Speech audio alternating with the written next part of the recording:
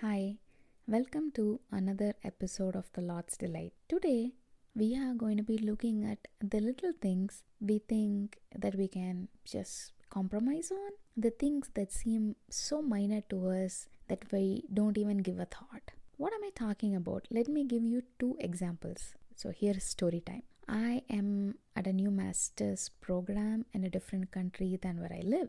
The one thing is, one of my classmates were asking me regarding plans for my future, and certain things she asked, hey, would you do this? Is this something you're interested in for your future? I answered maybe, knowing that God has promised me a certain future. I said maybe.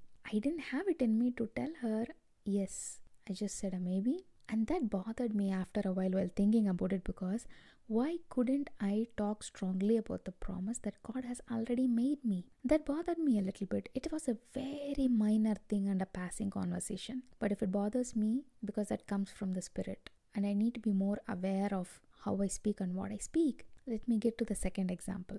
There is an exam that is coming up, it is a quiz, and once we start, it is timed, but then we have like 4 to 5 days to get it done. It is supposed to be done on your own. Few of my classmates were discussing on sitting together and doing it so they could probably get most of the answers right. And I knew I didn't want to be a part of this. Even though I heard this, I never asked them, hey, can I sit with you? I just walked away. And I know that was also from the Spirit, because I knew in my heart of hearts, if I did something like that, I'm doing a very wrong thing and that would bother me. So here, I did not give in to this minor temptations. These are things that we face on a daily basis. Those are the ones that I call the little things, the things we don't even think twice about compromising on, whether be it dealing with a friend or a colleague. We need to be careful of those minor things when there's a nudge from the inside, when the Spirit and the conscience says, hey, watch out what you're speaking. We need to listen. So let's go to the Bible to see what the Bible says about this. I want to talk about Solomon.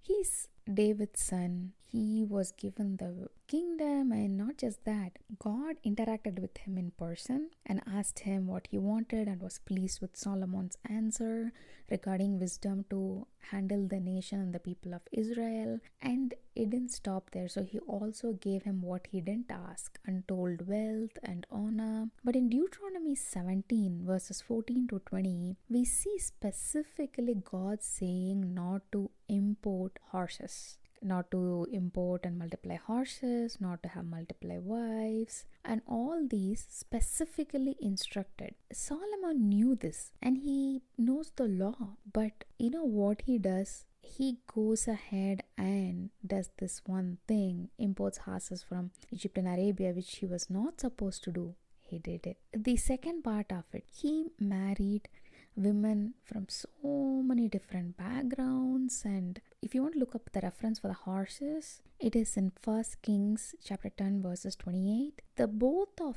them point to one intention, where instead of relying on God, the God who interacted with him, who promised him so many promises, he relied on his own strategy. He was equipping the military power which God asked him not to do, and formed strategic alliances through marriage without asking God and not relying on God. Those minor things which he thought was the best decision at that time, importing horses, on his own creating marriage alliances. In a worldly level, to him that sounded best to secure his kingdom and expand his kingdom, but that is not what God had for him. We never know what his plan A for Solomon was if Solomon had obeyed God, not importing the horses, not having these many wives. We don't know, but he did. Importing horse, when told not to, might look like a minor thing, but it had dire consequences. I also want to point you guys towards Exodus 32,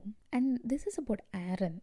This man has seen what God can do to the Egyptians in person. He was chosen to be the mouth of Moses, and he had a front row seat to how God dealt with the Egyptians and how awesome he is and how loving he was to his own people, the Hebrew people. But did that stop him from compromising with the crowd to build an idol for them. And that is something, it just amazes me. You can be any place in your life. You can be even a pastor, a priest, or somebody who has been with God and traveling with Him for such a long time and be close to Him. It doesn't matter. We all can fall off compromise. And what Aaron, he wanted to please the people, so that's why he compromised, right? So how many of us have done that to please the people around us, did stuff that is not pleasing to God because we didn't want to face hostility or bitterness or being judged. We just give in and compromise, and that is not something that is conducive to have a spiritual life that's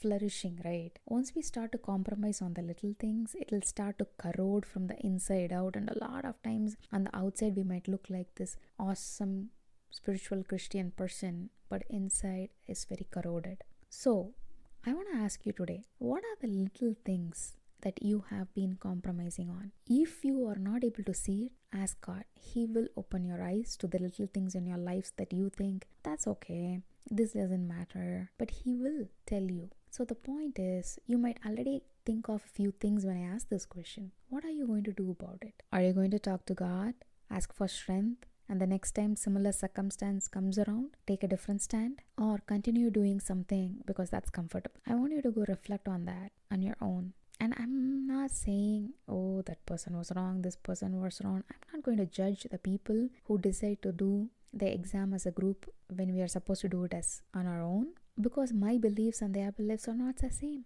I don't have to look at them to decide. What I have to do is I have the freedom to choose whether to be a part of it or not, but I'm answerable to my God. It is me that I have to give account for, not for the people. So my question to you is, if God is putting on your heart something that you've been compromising on, little things, what are you going to do about it? Okay then, I'll talk to you guys next week.